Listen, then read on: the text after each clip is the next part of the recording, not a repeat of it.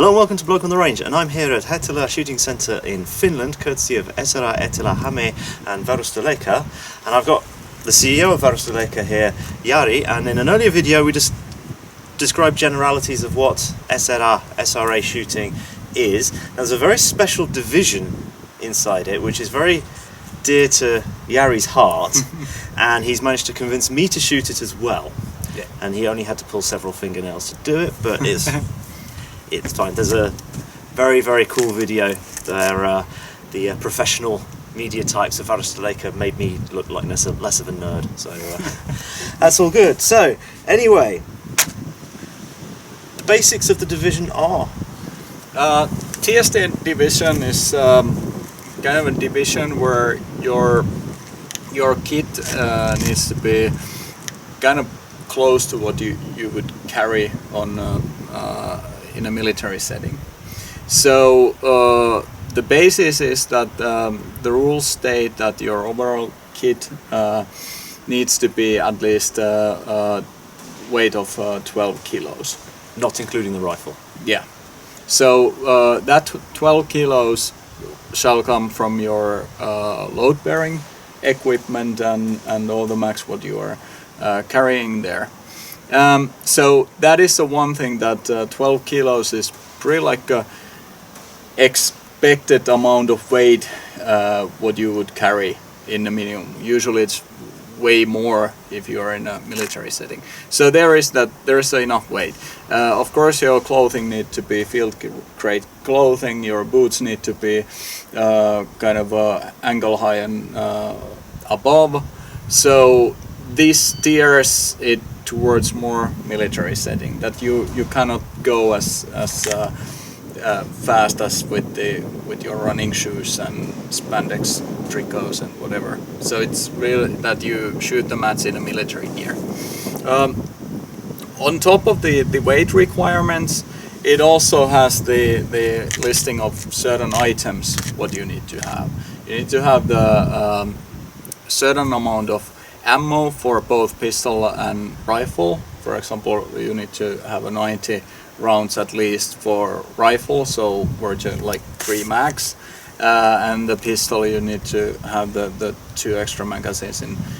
You need to have the light source, you need to have at least 1 liter of water, you need to have the first aid kit, either the tourniquet or the pressure bandage. Usually people are anyway carrying the tourniquet and then they have their rifle.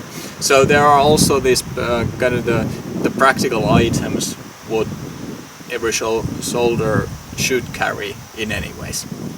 Mm-hmm. And I mean, other things that you have to carry or wear are gloves? Yeah, you have to have the gloves, and then you have to have the knife, and of course all the load-bearing gear on you. I think the easiest thing to do is for Jari to put his gear on, and I'll handhold the camera and we can talk through what his rig is. And mine's a bit different, but you'll see that on the videos on the stages. Yeah. Okay, so let's start at the top. Yeah, I have the high cut helmet. Of course I don't have my ear pro now, but works very well with that. Helmet is not mandatory, like the rules doesn't require it, but I think it's good to train with the helmet on. And I have my first kind of light source in my helmet, so it's could be almost covered with that. But running with the baseball cap or a boonie hat or whatever, it's okay when the rest of your gear is bringing the weight up. Then I have our SRA TST PC-18 plate carrier. I have the HESCO U210 plates inside and a shooter's cut. Plate carrier is not required. You have to have some sort of load-bearing vest, but plate carrier is kind of good. It adds nicely weight, and usually the weight is pretty close to your body, so it helps well. And I run the 3 magazines, which is required in the front, and then I have the 2 additional magazines on my belt where I do the mag changes, and this is the mag where I set up my gun ready. And on the belt I have the tourniquet in the front that I can access with my both hands if needed. I have 2 pistol mags, my gloves are there. Then I have the dump pouch if needed, and on the back I have the full pleater kit with the rest of the first aid And stuff. your knife? Yeah, I have my puukko there, so it's on the back side as well. And there's a minimum 90mm length? Yeah. So Jari 110 is very good for that. Yeah. And this patch on the front? That's my kind of fanny pack. I keep my all small stuff there, like the wet wipes and maybe if it's a really hot day, like magnesium and whatever small trinkets you might need in a match day. In actual setting, I might have something else here.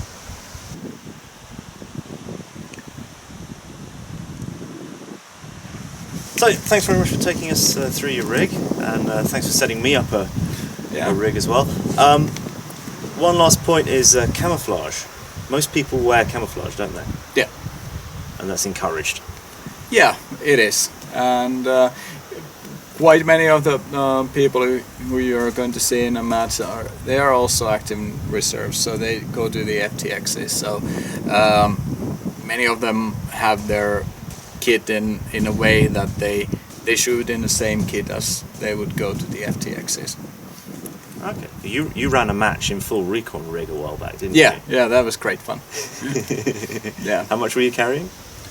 I think the overall weight was something like 23 or something. I had only the kind of few days rations there. I didn't take the whole freaking Bergen with me, but the most problematic was because I had the headset and the radio and antenna.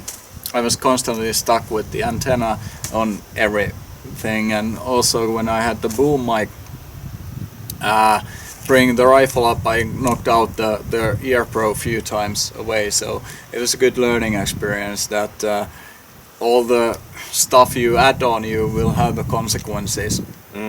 I shot in plate carriers for the first time ever today, and that changes things because the bit of my shoulder where I normally put the butt of the rifle isn't available to me, and it sort of ends up stuck like between the edge of the plate and the muscle at the top of your arm, and cheek weld just goes out the window. And I was actually glad that my dot was higher than I would normally like it, because then I could at least, when lying prone, I could at least get to it. Yeah, but that's why, like, if there is a possibility that you might need to use the armor in some setting, it's good to train with your rifle that you get the stock in the right place. And it's a valuable skill, and you notice when you don't shoot that much with the plate carrier on, it takes some 100 rounds to get it back in a place where you can put that. It didn't feel too bad once I got used to it, but it was very different. Yeah. So we'll see how it goes.